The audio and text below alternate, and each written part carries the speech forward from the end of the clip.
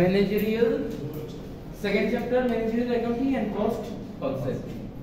এখানে ফার্স্ট আমরা শিখব understand cost classification used for assigning cost object direct cost and indirect cost. এই দুটো কি জিনিস? ডিরেক্ট কস্ট অবজেক্টটা হলো anything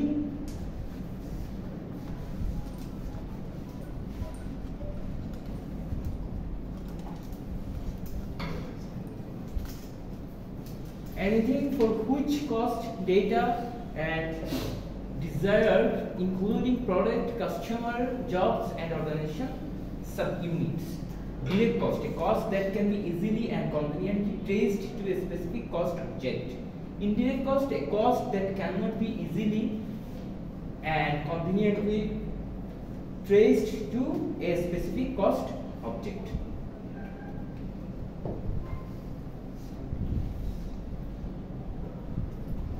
Manufacturing cost categories. Direct cost, DM, DL, manufacturing overhead. এটা হলো একটা প্রোডাক্টের তিন ধরনের ম্যানুফ্যাকচারিং কস্ট থাকে। একটা হলো ডিএম ডিরেক্ট ম্যাটেরিয়ালস, আরেকটা ডিরেক্ট লেবার, আরেকটা ম্যানুফ্যাকচারিং ওভারহেড।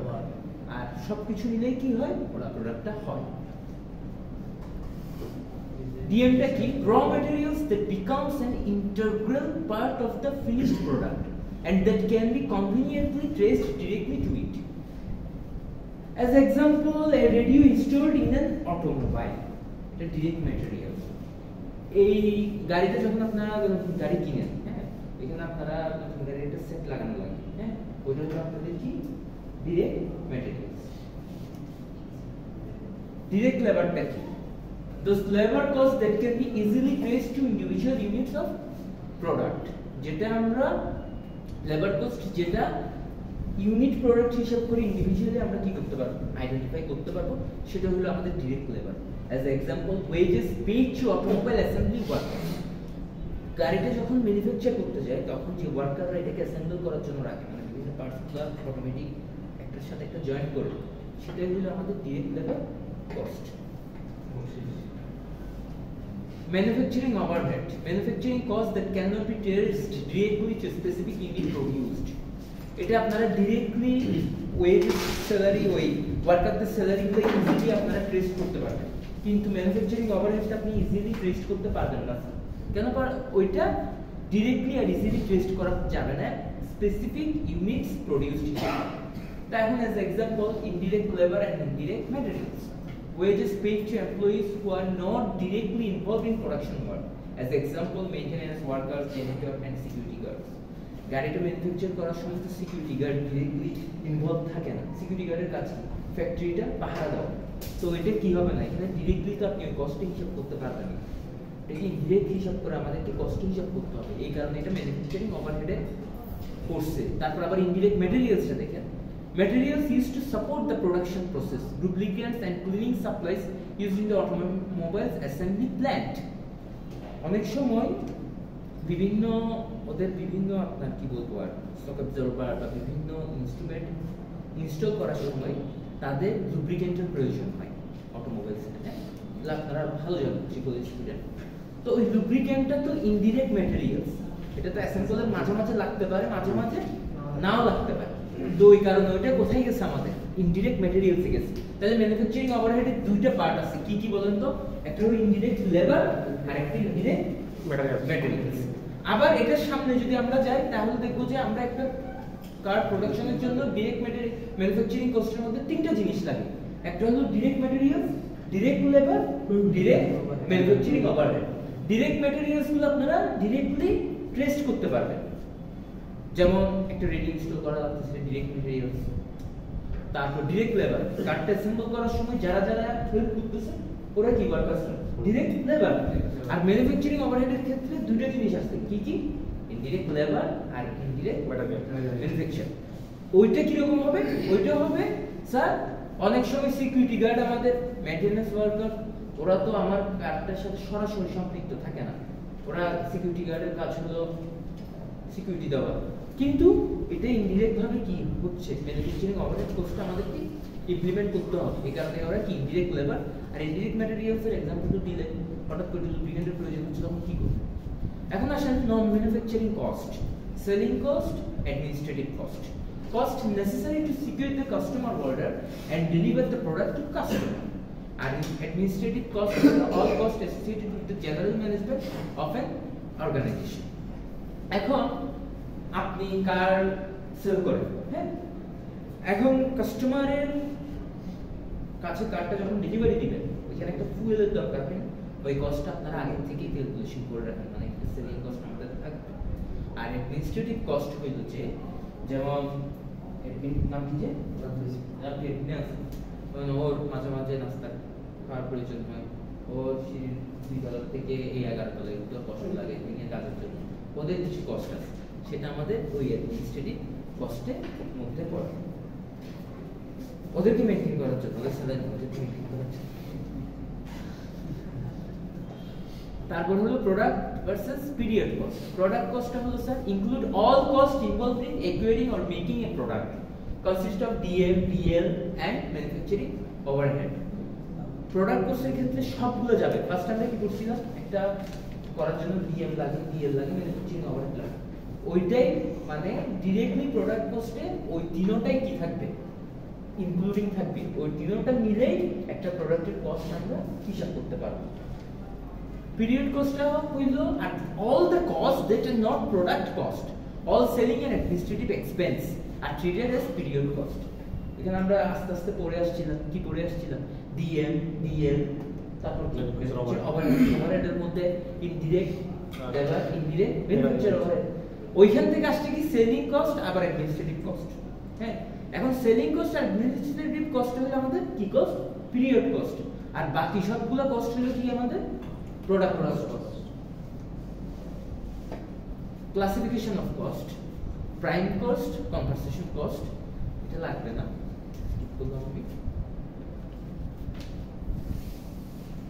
এখন আছে কোনটা ভেরিয়েবল কস্ট আর কোনটা ফিক্সড কস্ট। হ্যাঁ, আমরা ওইটা একটু দেখি। Total variable cost changes when activity change. Total fixed cost remain unchanged when activity changes. এখন আসেন তেলের দাম, ফুয়েলের দাম ইনক্রিজ করছে, সেলিং করার সময় আগে 5,000 টাকা ফুয়েল দিলে মোটামুটি 10 কিলোমিটার আপনারা কভার করতে পারবেন, এখন ফুয়েলের দাম বাড়ছে, এখন কি 10 কিলোমিটার কভার করার জন্য 5,000 টাকা ফুয়েল লাগবে, তখন ওই কষ্ট কিসে যাবে আমাদের, ভেরিয়েবল কস্ট। আর ফিক্সড কস্ট, ওর স্যালারিটা এখন ফিক্সড আছে আলাদা রকম এক বছরের জন্য, হ্যাঁ, ওটা তেলের দাম বাড়ুক আর না কমুক, হ্যাঁ, আপনার গাড়ির যে ড্রাইভার, ওই ড্রাইভারের তো স্যালারি কেমন বাড়বে, ওইটা কিসে যাবে, কোম্পানির ক্ষেত্রে ইলেকট্রিসিটি বিল, বিভিন্ন বিল আছে যেগুলো ভেরিয়েবল, রাইট, তারপর a variable cost is a cost whose total dollar amount varies in direct proportion to changes in the activity level. Your total long distance telephone bill is based on how many minutes you talk. মোবাইলে আপনি এই মাসে 10 minute কথা বলছেন, 10 টাকা আসছে, next মান্থে যে আপনি 5 ঘন্টা কথা বলবেন না, ওইটা গ্যারান্টি কি দিতে পারবে, দিতে পারবে না, তখন এটা তো আপনাদের ভেরিয়েবল কস্টেই যাবে sir. G sir, variable cost, your total long distance telephone bill is based on how many minutes you talk, যেটা আমি বললাম এটাকে একটু, তারপর এটা আবার মানে কেমনে পার ইউনিট বের করে এটা নিয়ে বলছে variable cost is a constant if expressed on a per unit basis. The cost per long distance minute talked in constant, for example 10 cents per minute. Fixed cost is a cost that remains constant in total regardless of the changes in the level of activity. Your monthly basic telephone bill probably does not change when you make more local calls. যেমন একটা কথা বলি, TNT phone PTCL থেকে কারা কারা use করছেন বলুন তো, এখানে আপনারা দুজন বলেন, প্রতি মাসে একটা অ্যামাউন্ট আছে যেটা ফিক্সড থাকে, হ্যাঁ, ওইটা চার্জ হিসেবে নেন, তারপর একটা কি, তারপর আপনি কতক্ষণ কথা বলছেন ওইটা আসে, ইয়েস অর নো, হ্যাঁ, মিনিমাম। গ্যাস বিল যখন আমরা রিফিল করতে যাই দেখবেন যে কি গ্যাস বিলের একটা মিনিমাম কি থাকে, ফিক্সড একটা অ্যামাউন্ট থাকে যেটা প্রতি মাসে আপনাকে পে করতে হবে, তারপর বাকিটা হলো অন্য হিসাব। প্রিপেড কার্ডের ক্ষেত্রেও same, fixed cost per unit, the average fixed cost per unit becomes progressively smaller as the level of activity increases. Cost classification for predicting cost behavior. Behavior of cost, variable, fixed. The total variable cost changes as activity level changes. Variable cost per unit remains the same over wide ranges of activity. Fixed. Total fixed cost remains the same even when the activity level changes. Average fixed cost per unit goes down as activity level goes up. Types of fixed cost: committed fixed cost, discretionary fixed cost. দুইটা cost আনলো এখানে। Organizational investment with multi-year planning horizon can significantly reduce in the short term. As example, depreciation on equipment and real estate, taxes. এটা নিয়ে আমি আপনাকে বলি committed fixed cost, এটা মনে করেন reduce in the short term. এই চেয়ারটা 20,000 টাকা দিয়ে কিনছেন, কিছুদিন পরে যখন বিক্রি যাবে এটার অবচয় হিসাব করে 20,000 টাকা সেল করতে পারবেন। এটার একটা অবচয় হিসাব করে আমরা কি করব, এটার একটা দাম কমানো হয়, ওইটা তো ফিক্সড কস্ট আমাদের, বুঝছেন? তারপর রিয়েল এস্টেট ট্যাক্সেস, একটা ট্যাক্স মাসে মাসে আমরা সরকারকে দিই, ওইটা তো আমাদের ফিক্সড কি কস্ট, অবশ্যই কোম্পানি চালানো লাগলে ওই ট্যাক্সটা দিতে হবে। Discretionary fixed cost usually arise from annual decision by management to spend on certain fixed costs, advertising and research and development. যেমন ভার্সিটি রিসার্চ পেপারের জন্য এক ধরনের কস্ট আমাদের কি থাকে, এই বছরের জন্য পুরো বছরের জন্য এটা আমরা ফান্ড দিই, এর চাইতে বাকি আমরা ফান্ড দিব, কিন্তু ওই কমিটেড ফিক্সড কস্টটা একটু শর্ট টার্মের জন্য দেখে। Mixed cost, the total mixed cost can be expressed as an equation y equal to a plus b bx. a দিয়ে টোটাল ফিক্সড কস্ট কে বোঝানো হয়েছে, আর b দিয়ে variable cost per unit of activity at the level of activity. হ্যাঁ, mixed cost তাহলে আমাদের কি দাঁড়াচ্ছে sir, যে টোটাল ফিক্সড কস্ট আর আমাদের ভেরিয়েবল কস্ট আর level of activity cost per unit, level of activity multiply যে রেজাল্ট আসে তার পুরো সামটা আমাদের কি হয়ে দাঁড়ায়, ফিক্সড কস্ট হিসেবে দাঁড়ায়। এক্সাম্পলটা দেখেন, বোর্ডের দিকে খেয়াল করেন সবাই, লাইটটা অন করেন, হ্যাঁ অন করেন। if your fixed এটাই if your fixed monthly changes it charges কত বলছে এখানে, $40, তাহলে $40টা আমাদের কি a, তারপর your variable cost is কত 3 per kilowatt hour। হ্যাঁ, মানে কি আমাদের পার কিলোওয়াটের জন্য $0.03 করে কি করতে হবে, বিল আসবে। হ্যাঁ, এক্সটা কি আমাদের ফিক্সড লেভেল, ফিক্সড মানে কিলোওয়াট। হ্যাঁ, তো আমাদের মিক্স কস্টটা কি আসবে স্যার, তাহলে a plus bx equal to 40 plus 0.03 plus into কত আছে স্যার 100। আপনাদেরকে তিনটি বিলের কথা বলছিলাম না, এটা হলো তিনটি বিলের কি minimum fixed cost service charge, আর বিটা কি পার মিনিট কথা বললে কত টাকা দরকার পেটা, আর এক্সটা কি কতক্ষণ কত ঘন্টা আপনারা কথা বলছেন।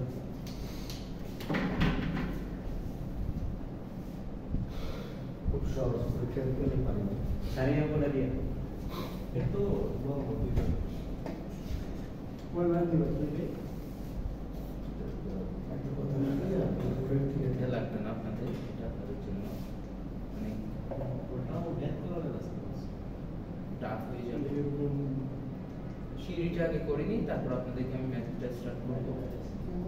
জ্ঞান করার মধ্যে কি আছে না লাস্ট হ্যাঁ বাবা sushi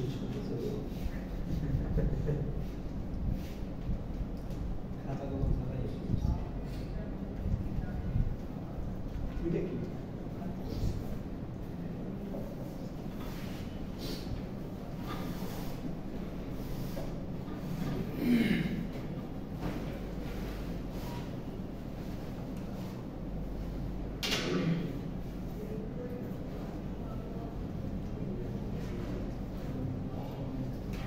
Cost classification for decision making. এগুলো করে সব করে বুঝবেন না আমাদের কোনটা আসবে না। Every decision involves a choice between at least two alternatives: differential cost differential revenue. Differential cost হলো a difference in cost between any two alternatives is known as differential cost. R differential revenue হলো a difference in revenues between any two alternatives is known as differential revenue.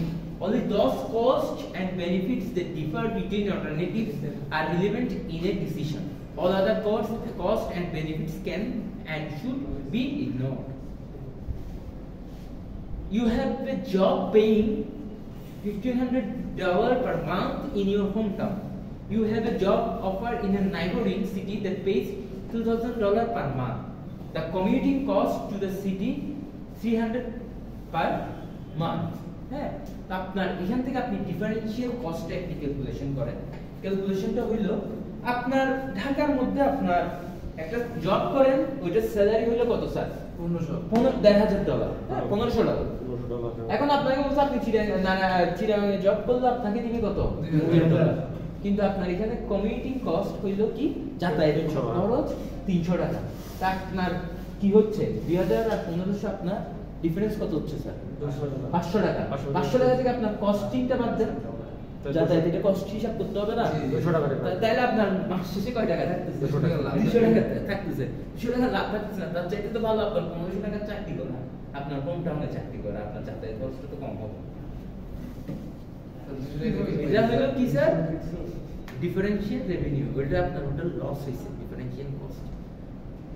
এখন opportunity কস্টটা দেখেন। The potential benefit that is given up when one alternative is selected over another. এটা ইকোনমিক্সে মানে ইকোনমিক্সের term অপচয় ব্যয় বলে। এখন আপনার আজকে রাতে একটা দাওয়াত আছে সেনাকুঞ্জ, ওইখানে ওদের আইটেম হলো রুমালি রুটি, কাচ্চি, এই দুটো আইটেম। আরেকটা দাওয়াত আছে বসুন্ধরা কনভেনশনে, হ্যাঁ, ওরা করছে আপনার মোরগ পোলাও আর ফিশের। হ্যাঁ, তখন আপনাকে চুজ করতে হবে, যদি আমি কাচ্চি খাই আর রুমালি রুটি খাই, আমাকে ফিশ আর মোরগ পোলাও আমাকে কি করতে হবে?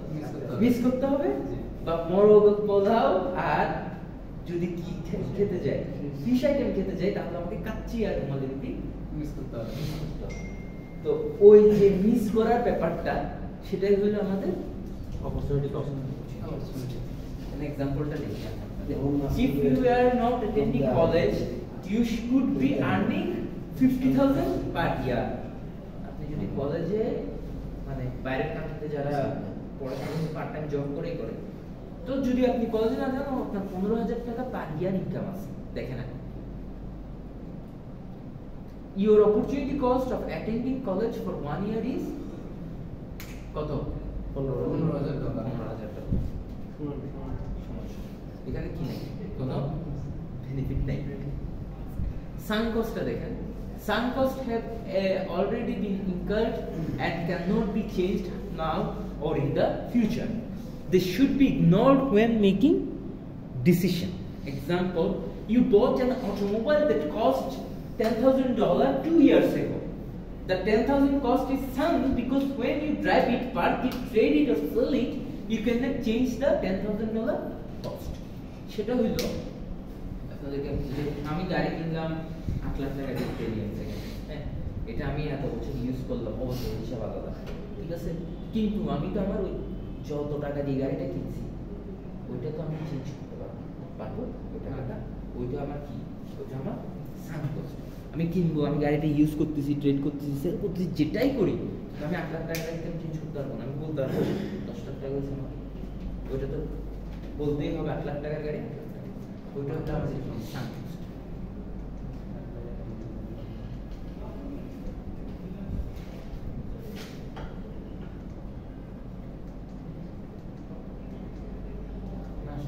আমরা মেথে যাব,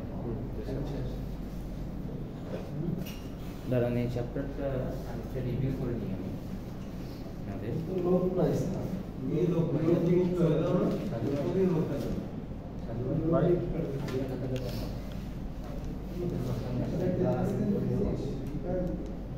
লোক টাইপ আছে।